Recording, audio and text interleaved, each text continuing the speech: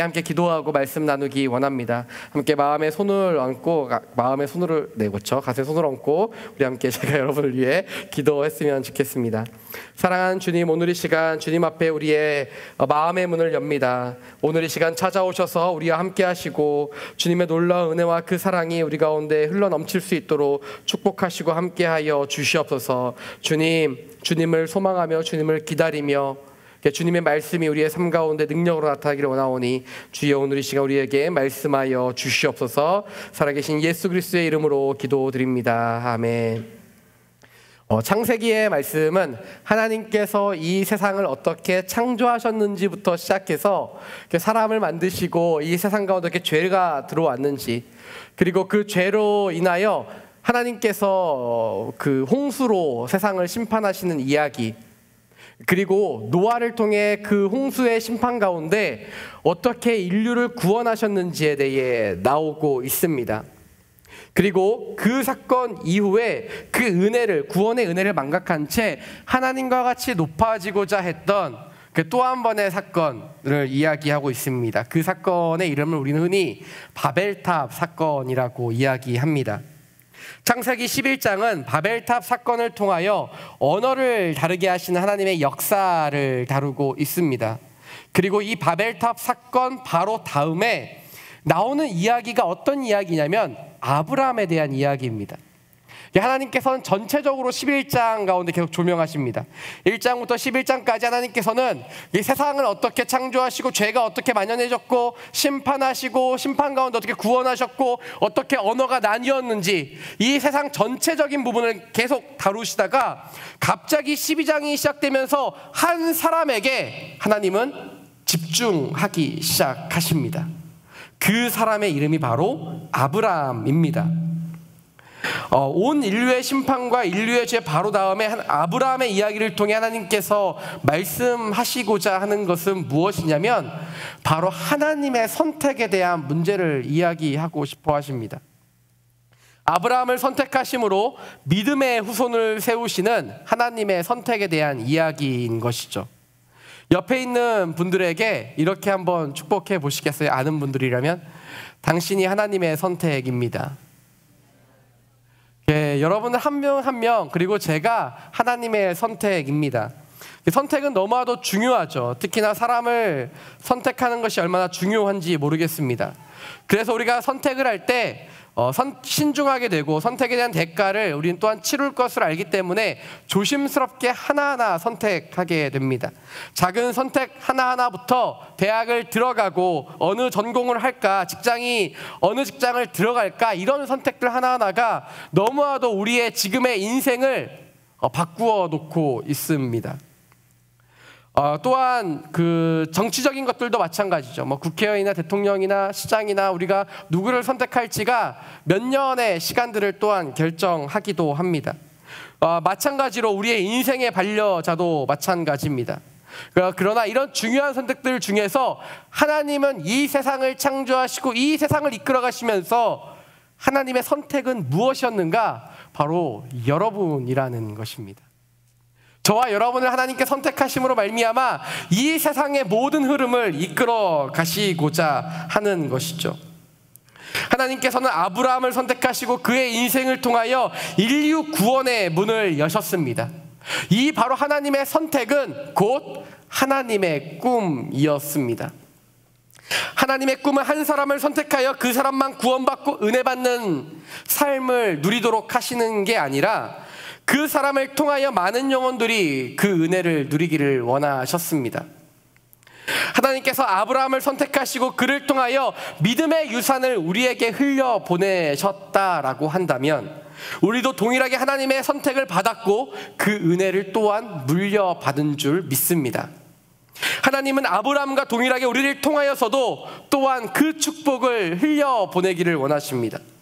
나의 정체성이 무엇인가? 내가 사랑받는 주님의 자녀도 맞고 하나님의 특별한 아들이고 딸인 것도 맞지만 그런 우리를 통하여 또한 다른 영혼들도 그 사랑을 누리기를 원하시는 하나님 아버지의 계획이 우리의 삶 속에 녹아져 있는 줄 믿습니다. 저는 저와 여러분이 세상 사람들과 같지 않기를 축원합니다.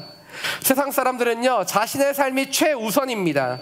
우리는 그러나 하나님의 꿈이 먼저이기를 원합니다.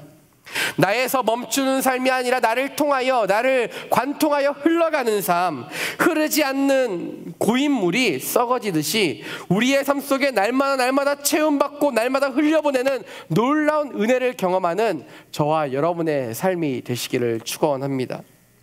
오늘 본문 말씀 1절에 보면 이렇게 기록하고 있습니다. 우리 함께 다 같이 읽으면 좋겠습니다. 함께 읽겠습니다. 시작. 여호와께서 아브라함에게 말씀하셨습니다.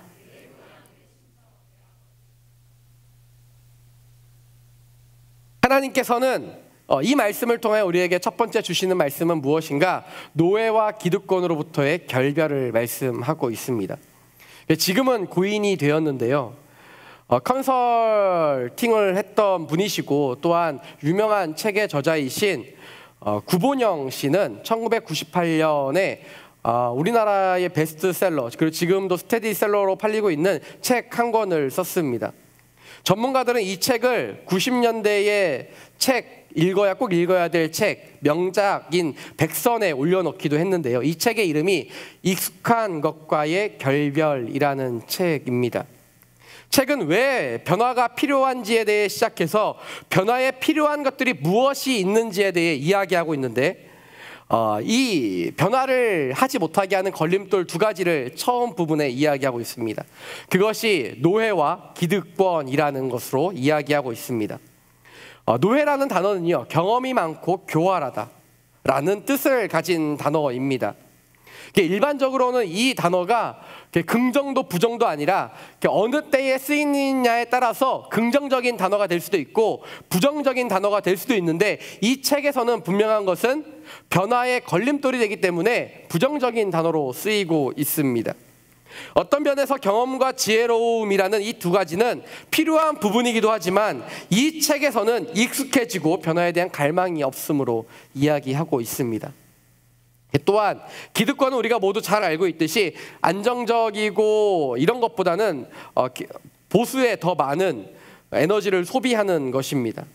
그래서 큰 테두리에서 이 두 가지가 변화를 막는 것이라고 설명하고 있습니다. 그런데 오늘 본문에서도 하나님께서는 변화를 막는 세 가지를 말씀하시며, 이 책에서 그 노예와 기득권이라고 설명했던 바로 그것과 같이 세 가지가 우리의 삶의 변화를 막고 있다라고 이야기하고 있습니다. 그것은 바로 아브라함에게 있어서 노예와 기득권은 고향과 친척과 아버지의 집임을 이야기하고 있습니다. 아브라함은 자신의 노예와 기득권을 포기해야만 하나님의 부르심에 합당하게 나아갈 수 있었습니다. 그래서 이것들을 포기하지 않으면 그는 그 자리에 머물게 되고 익숙한 것으로부터 결별을 하지 못하게 되는 결과를 초래하고 말았을 것입니다. 노예와 기득권이라고 하는 이 변화를 막는 측면에서 볼 때 하나님은 아브라함을 찾아오십니다. 그리고 아브라함에게 변화를 말씀하십니다. 우리말 성경에서는요, 가거라라고 표현되어 있는 이 단어를 영어 성경에서는 고라는 한 단어로 또한 표현하고 있습니다. 가라고 명령하시는 그 한 단어를 통하여 지금껏 있어왔던 아브라함에게 가장 친숙하고도 안정적인 이 모든 것들로부터 결별하라고 말씀하십니다. 여기에서 가라고 하는 단어에는 고향과 친척과 아버지로부터의 감을 이야기합니다. 이 세 가지는 결국 한 가지로 귀결되게 되는데, 아브라함의 인생 가운데 가장 안정감을 주는 익숙함입니다. 나에게 익숙하다는 것이 우리를 편리하게 하고 우리에게 안정감을 주는 것이 맞지만, 그것이 하나님 앞으로 나아가고 하나님의 명령을 듣는 데 있어 굉장히 방해 요소가 될 수 있음을 이야기하는 것이죠. 아브라함의 고향은요, 창세기 11장 28절에 보면 갈대아 우르라고 나와 있습니다. 이 갈대아 우르는요, 큰 지역으로 볼 때 시날 평지라는 곳에 되어 있는데요, 또한 창세기 11장 2절에 보면 이 시날 평지 가운데 무엇이 있었냐면 바벨탑이 있었습니다. 바벨탑이 있었던 이 시날 평지, 이 시날 평지에 있었던 갈대아 우르, 우리는 이것을 다른 말로, 두 가지 말로 또한 다른 단어로 설명할 수 있는데요, 첫 번째는 우리가 잘 알고 있는 메소포타미아 지역, 혹은 메소포타미아 문명이라고 하는 이방신과 세상의 문화가 굉장히 꽃피었던 그 지역으로 이야기할 수 있고, 그 지역을 오늘 아브라함이 살던 시대의 한 나라로 표현한다면 수메르라는 나라로 표현할 수 있습니다. 세상의 전 세계에서 가장 아름다운 문화와 고도의 발달된 기술을 꽃피웠다고 했던 그 수메르, 메소포타미아 문명 혹은 갈대아 우르라고 하는 이 지역으로부터 하나님은 아브라함에게 떠나라고 말씀하십니다. 그리고 이 갈대아 우르는요, 이 고도의 문명이 발달했기 때문에 사실 다른 지역으로 가는 것이 굉장히 어렵고 힘든 일임을 또한 우리는 쉽게 생각해 볼 수 있습니다.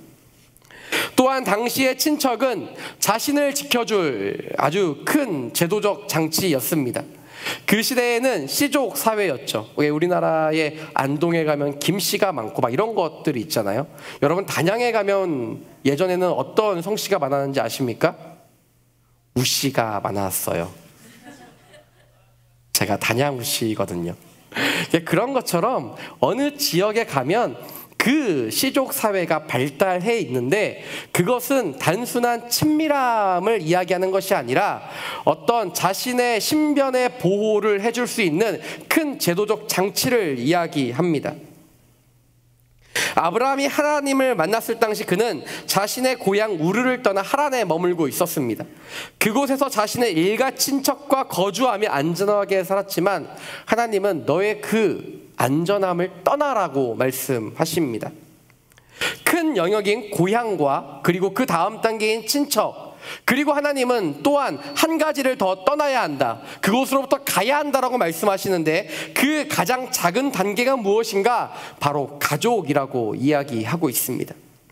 마음적으로 의지하고 소중히 여기는 가족으로부터 그 떠남은 오직 하나님만을 의지하는 것, 또한 마음의 안식처와 의지를 하나님께만 두어야 한다라고 하는 하나님의 명령인 것입니다. 내 마음의 안정감을 느끼고 내가 책임져야 하고 내 관계를 끊어내지 못하여 여전히 내 우상으로 자리 잡은 가족에 대한 마음이 우리의 삶 가운데 떠나게 되기를 축원합니다.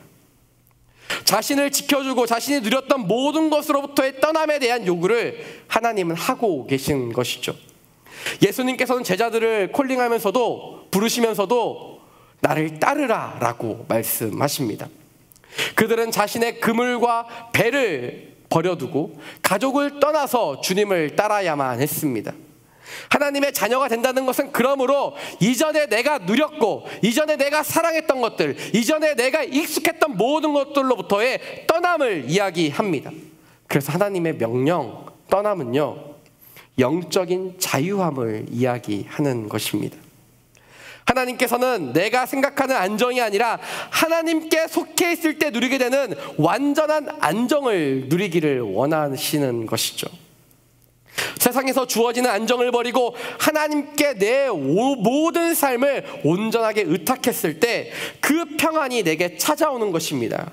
그래서 하나님은 우리에게 가라라고 말씀하십니다. 내가 가진 모든 것을 짊어지고 가는 것이 아니라 내가 가진 짐을 내려놓고 가야 된다라는 거예요. 네가 누렸던 모든 것을 가지고 너는 가야 한다라고 말씀하지 않으십니다. 왜 내 삶이 그렇게 고단하고 힘들고 무겁고 한 발걸음을 떼도 나는 왜 이렇게 지칠까? 아직 내 삶에 혹시 내 고향과 친척과 아버지의 집이 여전히 내 무게를, 내 어깨를 짓누르고 있지는 않으십니까?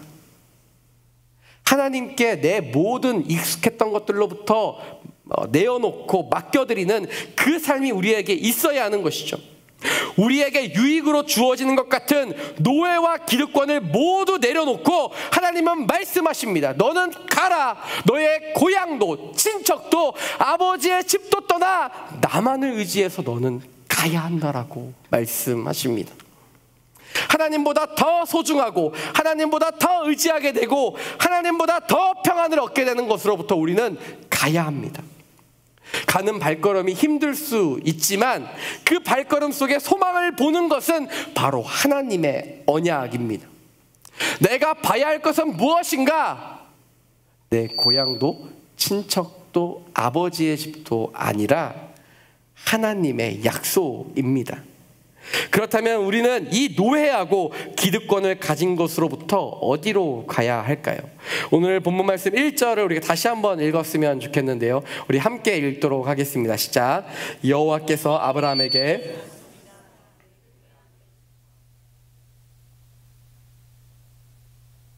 오늘 말씀을 통해 볼 수 있는 두 번째는 무엇인가? 목적지가 설정되어 있다라는 사실입니다. 우리말로 번역된 성경을 보면요, 하나님 우리에게 가라고 하시면서 어디로 가야 할지 말씀하지 않으십니다. 내가 내게 보여줄 땅이 있다, 그러니 너는 먼저 가라라고 말씀하십니다. 보여주지 않고 가라고 할 때 막막합니다. 이런 막막함은 사람에게 불안함을 심어줍니다. 정확하게 주소까지는 아니어도 적어도 어느 도시나 어느 나라로 갈 것은 좀 알려주셔야지, 하나님은 그런 것 말씀하지 않으신 채 그냥 가라고 말씀하십니다.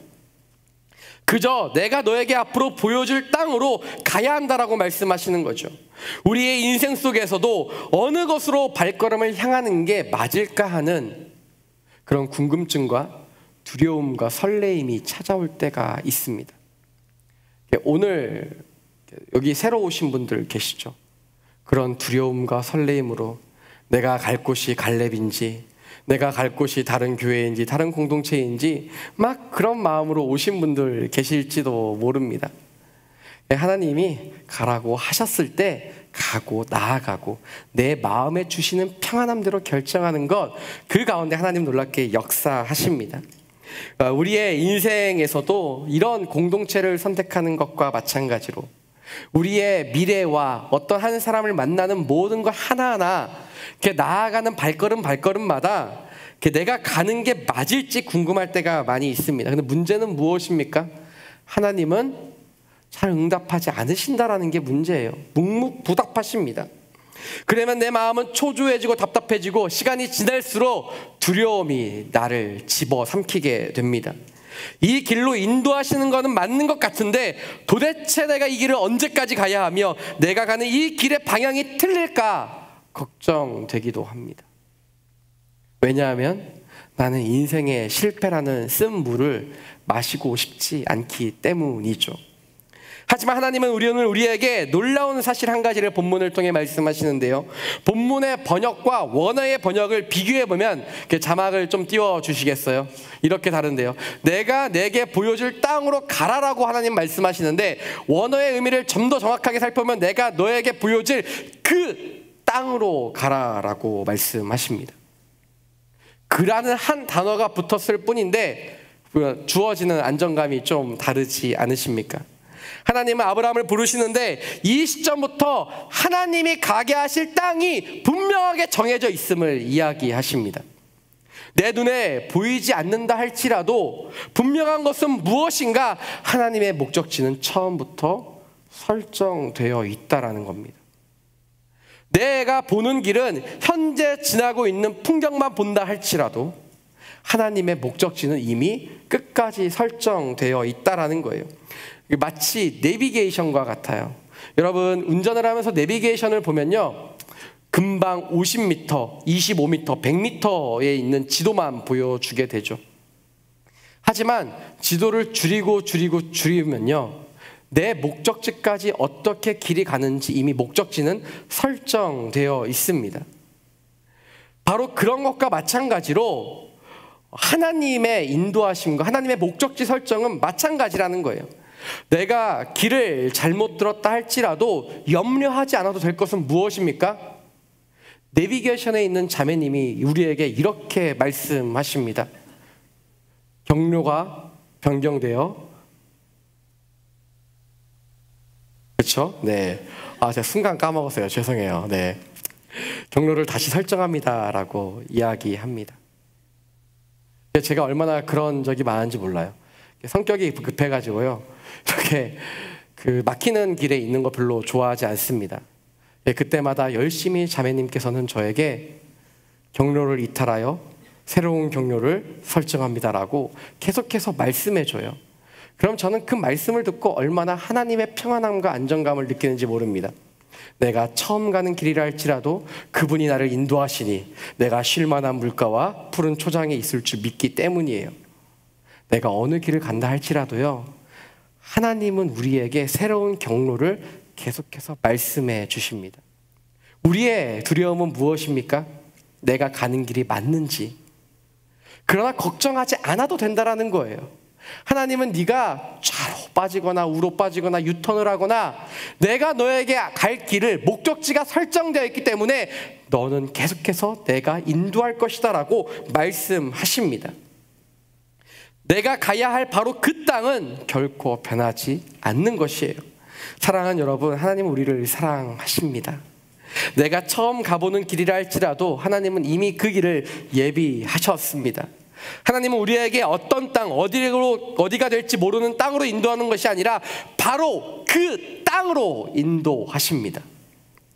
우리는 그 목적지를 인도하시는 하나님의 음성에 귀 기울이며 나아가면 되는 거예요. 하나님의 우리를 향한 경로 설정은 이미 다 끝이 났습니다. 그래서 내가 믿음이 강해서 그 길을 걸어갈 수 있는 것이 아니라 하나님의 예비하심을 믿기 때문에 우리는 그 길을 갈 수 있는 것입니다. 저는 저와 여러분의 삶 가운데 2019년 하나님의 목적지가 이미 설정되어 있는 줄 믿습니다. 우리가 어느 곳으로 가든지 간에 하나님이 나를 인도하실 줄 믿습니다.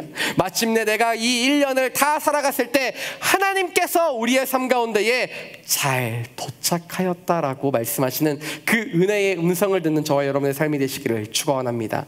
오늘 본문 말씀 2절 말씀인데요, 우리가 함께 읽도록 하겠습니다. 함께 읽겠습니다. 시작. 내가 너를 큰 민족으로 만들고 아멘. 오늘 본문 말씀을 통해 볼 수 있는 세 번째는 무엇인가? 결별할 때 비로소 알게 되는 것들에 대해 우리가 나누고자 합니다. 2절 말씀을 우리가 읽었지만요, 직역을 하면 이렇게 됩니다. 그리고 내가 너를 큰 민족으로 만들겠다. 그리고 내게 복을 주겠다. 그리고 내 이름을 크게 할 것이다. 그리고 너는 복이 될 것이다. 병렬해 놨습니다. 나열하신 거죠, 하나님이. 그런데 내용을 보면요, 내가 너를 큰 민족으로 만들 것인데 복을 주겠다라는 것입니다.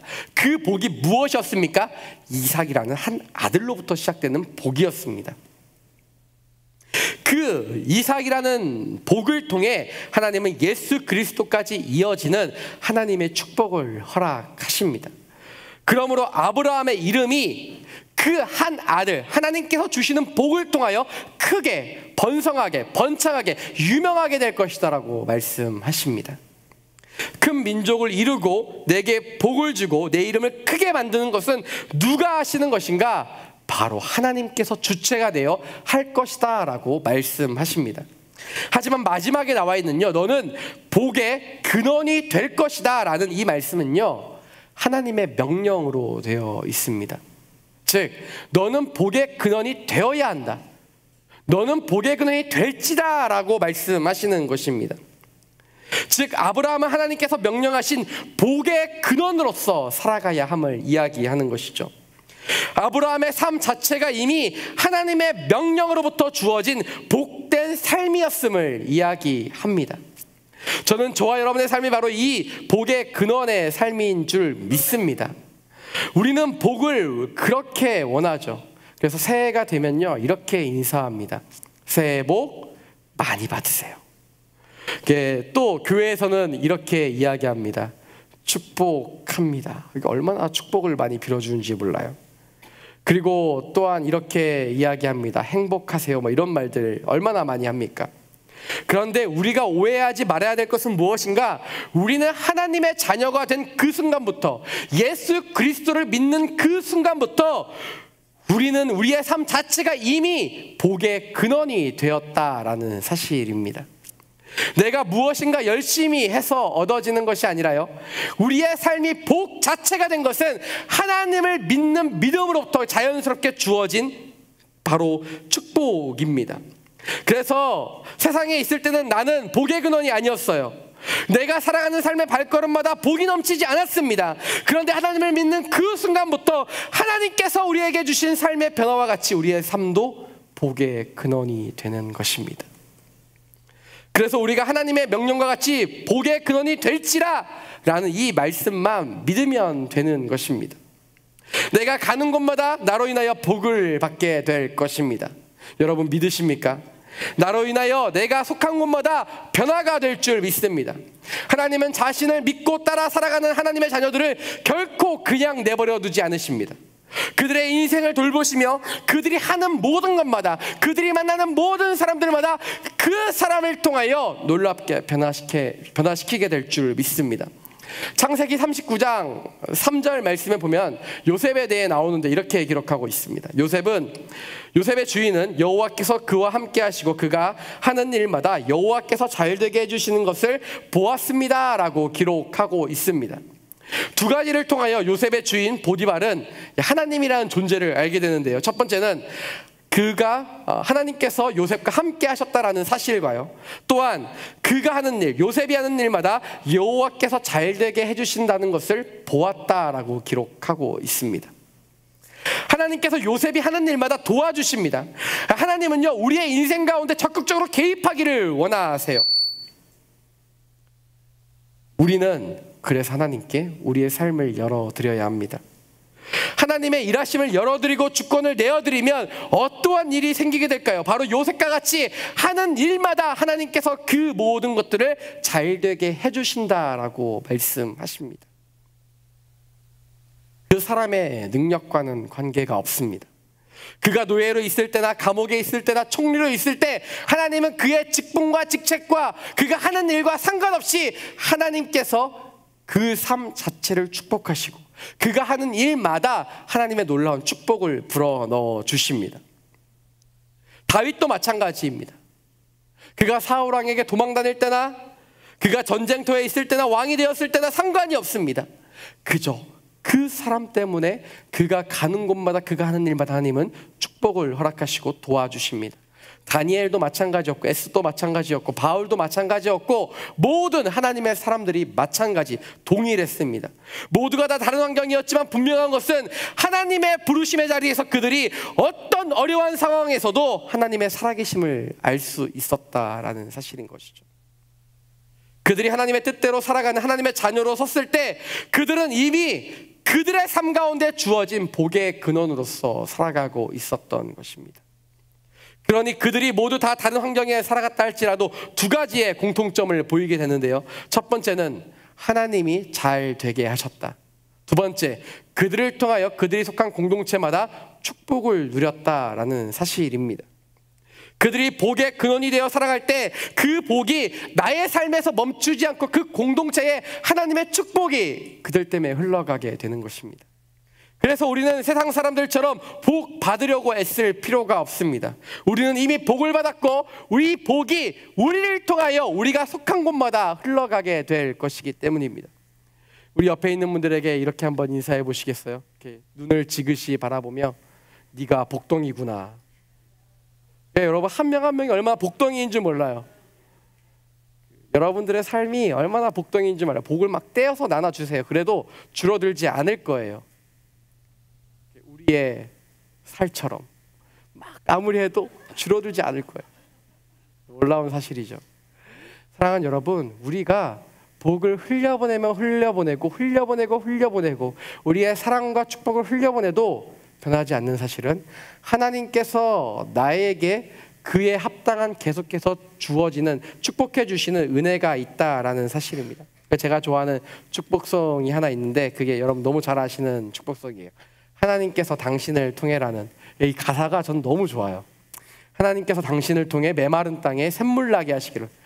당신을 통해 샘물 나게 하신대요. 메마른 땅에. 가난한 영혼, 목마른 영혼 당신을 통해 주 사랑하기 원하네. 그러니까 그 영혼들마다 막 여러분 제가 이거를 지금 막 노래를 부르기를 약간 기대하시는 눈치인데 절대 부르지 않아요. 가난한 영혼과 목마른 영혼이 나의 삶을 통해 사랑받기를 원한다. 이거 얼마나 은혜가 됩니까? 사랑하는 여러분, 우리 가슴에 손을 얹고 우리 스스로에게 좀 축복하기를 원해요. 손을 모으고 좀 축복했으면 좋겠습니다. 선포했으면 좋겠습니다. 한번 좀 따라해 보시겠어요? 2019년 나를 통하여 가정이 변화될 것입니다. 나를 통하여 직장에 복음이 전파될 것입니다. 나를 통하여 공동체에 사랑이 넘치게 될 것입니다. 나를 통하여 나라와 민족이 축복받게 될 것입니다. 나를 통하여 열방이 변화될 것입니다. 여러분 믿으십니까? 내가 오늘 살아가는 삶의 현장을 통해 하나님은 우리의 가정을 변화시키고 우리의 직장을 변화시키고 우리가 살아가는 모든 삶의 현장마다 교회마다 나라와 민족과 열방을 변화시키게 될 것입니다. 우리가 복의 근원이라는 사실은 결코 바뀔 수도 없고 지워질 수도 없습니다. 우리는 복의 근원입니다. 우리는 복 자체입니다. 우리가 가는 곳마다 그래서 내가 하나님께만 붙어 있으면 하나님이 복을 마음껏 흘려보내 주실 거예요. 여러분, 이 사실을 사단은 흔들리게 하고 잘 믿겨지지 않게 합니다. 사단은 자꾸 나의 자존감을 떨어뜨리고 나를 어렵게 합니다. 하지만 변하지 않는 하나님의 음성은 무엇인가? 너는 복의 근원이다라고 하시는 말씀인 줄 믿습니다. 오늘 본문 말씀 3절 말씀을 우리가 함께 읽었으면 좋겠습니다. 함께 읽도록 하겠습니다. 시작. 너를 축복하는 사람에게는 내가 복을 주고 너를 저주하는 사람에게는. 오늘 본문 말씀을 통해 볼 수 있는 마지막은 무엇인가? 결별과 만남이라는 것입니다. 마지막으로 하나님께서 아브라함에게 주시는 축복은 너를 축복하는 사람에게 내가 축복을 해주겠다, 너를 저주하는 사람에게 내가 저주하겠다라고 말씀하십니다. 그리고 이 모든 것들을 통하여 땅의 모든 족속이 너로 인해 축복을, 복을 받게 될 것이다 라고 말씀하십니다. 아브라함에게 하나님께서 사람들이 아브라함을 어떻게 대하는가에 따라 하나님의 그 축복과 저주가 달라질 것이다 라고, 피드백이 달라질 것이다 라고 말씀하십니다. 그런데 이것에는 하나의 중요한 전제가 뒤따르는데요, 하나님께서 아브라함을 지키신다라는 것입니다. 이거 너무 당연한 이야기죠. 하나님이 아브라함을 선택하시고 그를 자녀 삼으셨기 때문에 무조건적으로 절대적인 사랑을 베푸는 거예요. 부모님이 자녀의 무조건적인 편이 되어 주듯이 말입니다. 저만 해도 우리 지체들이 다른 교육자들에게 약간이라도 홀대받는 것 같으면 굉장히 기분이 나쁘고 그 교육자를 곱지 않은 시선으로 자꾸 바라보게 되는 것 같아요. 더원에 있을 때였어요. 아무도 안 보겠지. 지난주에 있었잖아요. 나쁜 교육자는 아니지만 마음을 상하게 하는 교육자는 분명히 존재하더라는 거예요. 그러니까 일부러 그런 건 아니지만 우리 MC들이 지난 주일에 저한테 와서 얘기해 줬어요. 사전 성찬을 하는데 제가 본부에 있어서 정리가 이렇게 정리할 게 있어서 못 갔어요. 사전 성찬에 못 가고 우리 MC들만 이렇게 3명 보냈는데, 어디 공동체, 여호수아 공동체, 요셉 공동체, SNS 공동체, W 공동체, CH 플러스 공동체 막 이렇게 다 얘기하더래요. 갈렙 공동체를 얘기를 안 하는 거예요. SNS 있는 교육자가 그랬거든요. 그래서 제가 전도사님인데, 전도사님이 2명밖에 없는데 전임이 1명밖에 없어요. 하여튼 윤모 전도사님이 막 그때부터 마음이 상하는 거예요. 제가 지난주에 회의 때 화요일날 보는데 왜 그러셨을까? 왜 사람의 마음을 상하게 할까? 교육자로서 이렇게 다 기억해야지. 혹시 자질이 부족한 게 아닌가라는 제 혼자 생각을 했고 말을 하지 못했고 차마 그런 거예요. 근데 제가 진짜 속상한 거예요. 왜 우리 공동체를 빼먹었을까? 속상한 거잖아요, 우리 MC들이. 저는 제 이름을 빼먹은 건 괜찮은데 저희 공동체 이름 빼먹거나 하면 화나거든요. 그리고 우리 MC들 서운하다 그러면은 그 전도사님한테 인사도 안 해요, 먼저. 보통 먼저 인사할 수도 있는데 인사 안 해요. 먼저 봐도 인사 안 해요. 그냥 아무도 몰라요. 근데 제가 삐진지 아무도 모르고 제 마음이 상인지 아무도 모르지만 제 나름대로 표현하는 거예요. 얼마나 속상하고 얼마나 그런지 모릅니다. 그래서 누가 혹시 우리 공동체에 대해 왜 그러냐 이렇게 얘기하면은 제 안에 옛자가 살아나요. 마음이 상하면서 대변하고 싶고 그게 아니라고 항변하고 싶고 억울한 이야기 들으면 싸워야 되나 이런 생각도 들고 소심해서 싸우지는 못하지만 그래요. 그런데 제가 오늘 말씀을 묵상하면서 내가 우리 MC들 이야기 들었을 때 그렇게 마음이 속상하고 상했는데 하나님 아버지는 우리의 삶을 보면서 어떠셨을까? 하나님 아버지는 우리가 억울한 일을 당하고, 하나님 아버지는 우리가 속상하고 힘들고 남들로부터 멸시를 당하고 그런 이야기를 들을 때 하나님의 마음은 어떠할까? 이게 생각이 드는 거예요.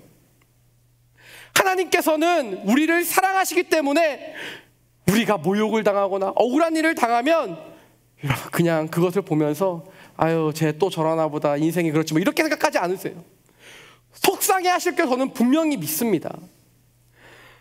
하나님은 나를 어렵고 힘들게 하는 사람들에게 그분의 방법대로 갚으십니다. 또한 나를 그들로부터 결국에는 보호하십니다. 내가 평범한 삶의 길을 걸어갈 수 있는 이유가 무엇인가? 하나님이 나를 지키신다라는 거예요. 하나님이 나를 지키고 있기 때문에 지겨운 것 같은 이 일상을 우리가 살아갈 수 있는 거예요. 하나님이 나를 지키시기 때문에 오늘도 아무 사고 없이 우리가 이 자리에 있을 수 있는 거예요. 하나님이 나를 지키시기 때문에 내가 우리의 가정에서, 직장에서 살아갈 수 있는 거예요. 하나님의 보호하심이 왜 안 보입니까, 주님? 이라고 우리는 항변하고 싶지만 하나님이 지키시기 때문에, 보호하시기 때문에, 안위하시기 때문에 우리가 지금 이 삶을 살아갈 수 있는 것입니다. 하나님께서 내 편이 되시니 우리는 더 이상 다른 사람을 두려워하지 않아도 돼요. 다른 사람들 때문에 속상하거나 마음 아파하지 않아도 됩니다. 저는 저와 여러분이 사람들로부터 상처받거나 두려워하지 않게 되기를 축원합니다. 그 어느 누구도 나를 어렵게 할 수 없어요, 여러분. 그 어려움이 영원할 것 같지만 결코 영원할 수가 없습니다. 왜냐하면 하나님이 내 편이 되시기 때문이에요. 하나님이 나를 지키시기 때문입니다. 여러분, 우리가 누구에게 두려움을 가지는 사람이 있습니까? 그런 존재가 있습니까? 직장 상사나 교수와 같은 권위자가 나를 힘들고 어렵게 하십니까?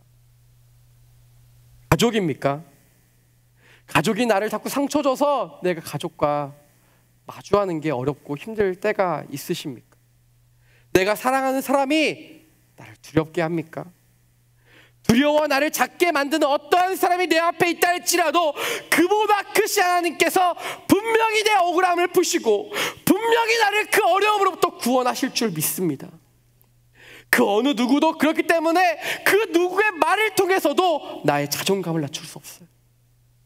하나님이 나를 복의 근원으로 삼으시고 하나님이 나를 지켜주시는데 그 어느 누구 때문에 내가 작아질 이유가 전혀 없다라는 거예요. 그 어느 누구도 내가 어떠한 사람인지 규정할 수 없습니다. 하나님이 우리에게 말씀하세요. 너는 복의 근원이 될지라. 그러므로 말미암아 너를 축복하는 사람에게 내가 너에게 축복을 허락하고 그 사람에게 축복을 허락하겠고 너를 저주하고 힘들게 하는 사람마다 내 방법대로 갚아줄 것이다. 지켜줄 것이다 라고 말씀하시는 겁니다. 그래서 우리는 사람을 두려워하지 않아도 됩니다. 나에게 어려움을 주는 사람 여러분 존재하실 수 있어요. 하지만 여러분 자유하셔야 됩니다. 그 자유는 내가 자유해야지 하는 것이 아니라 하나님께서 우리를 이미 그러한 존재로 삼으셨기 때문에 자유할 수 있는 줄 믿습니다. 그래서 하나님께서 나를 창조하시고 나를 선택하셨으며 나를 보호하십니다. 시편의 기자는요 나의 안위를 지키시고 보호하시는 그 하나님을 이렇게 표현하고 있는데요 63편 7절 말씀 보면 주는 내 도움이시니 내가 주의 날개 그늘에서 즐거워할 것이다 라고 이야기하고 있습니다. 나를 돕는 분이 누구인가? 바로 주님이십니다. 그것은 어느 추상적인 이야기가 아니에요. 실제적인 이야기입니다. 하나님께서 아브라함의 삶 가운데 그렇게 축복하셨고 허락하셨고 함께하셨고 보호하셨고 요셉의 삶에도 다윗의 삶에도 이 성경책에 그렇게 기록되어 있는 수많은 사람들이 하나님의 보호하심과 안위하심을 받았다고 한다면 하나님 우리를 지키시지 않으시겠습니까? 내가 직장에서 누구를 만나는지가 중요한 게 아니에요. 내가 어떤 사람을 만나도 하나님이 나를 보호하신다라는 겁니다. 마치 아기 새가 어미새 품 안에 있듯이 그분의 날개 아래 거하면 뜨거운 태양빛으로부터 나는 자유할 수 있습니다. 거친 비바람으로부터 자유할 수 있습니다. 와 뜨겁다 덥다라는 걸 알 수 있겠죠. 바람이 많이 부는구나, 비가 많이 오는구나 알 수는 있겠죠. 하지만 그것 때문에 내가 결코 어떻게 되지는 않는다라는 거예요. 그분은 나를 안아주는 분이시고 그분은 나의 영원한 도움이 되시기 때문입니다. 하나님은 오늘 먼 길을 떠나게 되는 아브라함에게 말씀하십니다. 내가 너의 편이 되어줄게. 걱정하지 마. 어디로 가야 될지 모르지. 너는 그 땅으로 가게 될 거야. 하지만 그 땅을 가는 길 가운데 너는 두려워하거나 너는 걱정할 필요가 없어. 내가 너를 내 날개 아래 둘 거야. 내가 너의 편이 되어서 세상 사람들이 너에게 뭐라고 하든지, 너를 조롱하고 왜 그곳을 떠났냐고 하든지, 무엇이라 할지라도 주고 너의 편이 되어 내가 이야기해 줄 거야 라고 말씀하십니다. 하나님은 내 편이 되어 주십니다. 그래서 우리가 떠나가는 길을 두려워하지 않아도 돼요. 고향을 떠나고 친척집을 떠나고 아버지의 집을 떠나야 가야 하는 이 길이 아무것도 보이지 않는 길이라 할지라도 우리가 갈 수 있는 이유는 그분이 나를 그곳으로 인도하시고 우리를 복 자체로 삼으셨으며 우리를 보호하시기 때문입니다. 그래서 우리는 비로소 알게 될 것입니다. 익숙한 것과의 결별이 하나님과의 깊은 만남이구나. 우리는 그 사실을 알게 될 것입니다. 세상과 내가 의존하는 모든 것들로부터 결별하자 나는 하나님과의 만남의 시간이 시작되는 것입니다. 그 만남의 시간은 결별로부터 시작합니다. 결별하지 않으면, 길을 떠나지 않으면 그 만남이 시작되지 않습니다. 이제 인생의 한 걸음을 내딛어야 하고, 그리고 그 걸음을 내딛어 두려움과 힘든 상황 가운데 살아가는 갈렙의 지체들이 계십니까? 사랑하는 여러분, 하나님이 말씀하십니다. 저와 여러분에게 나는 네 편이야. 나는 네 편이야. 저는 이 말씀 묵상하는데 얼마나 위로가 되고 얼마나 힘이 되는지 몰라요. 그렇구나, 하나님은 내 편이시구나. 내가 이제 더 이상 두려워하지 않아도 되겠구나. 하나님 내 편 되시기 때문에 나는 담대하게 이 걸음을 떼어야겠구나라는 소망과 희망과 용기가 생기는 거예요. 저는 저와 여러분이요, 바로 그 걸음을 떼시기를 축원합니다. 여러분, 익숙한 것들이 무엇이 있으십니까? 나의 인생 가운데 내 고향과 같이 내게 좋은 것들이 무엇이 있으세요? 나를 지켜주는 것들이 무엇이 있습니까? 나의 마음에 안정을 주는 것들이 무엇이 있으세요? 하나님 오늘 우리에게 말씀하십니다. 너에게 남은 그 하나까지도 떠나 나에게 삶을 의탁하지 않을래. 그때 하나님은 말씀하십니다. 너는 복의 근원이다. 내가 너의 편이다. 우리 함께 하나님 앞에 우리의 마음을 올려드리며 이 모든 익숙한 것으로부터의 결별을 주님 앞에 선포하며 찬양의 고백을 드리며 나아가도록 하겠습니다.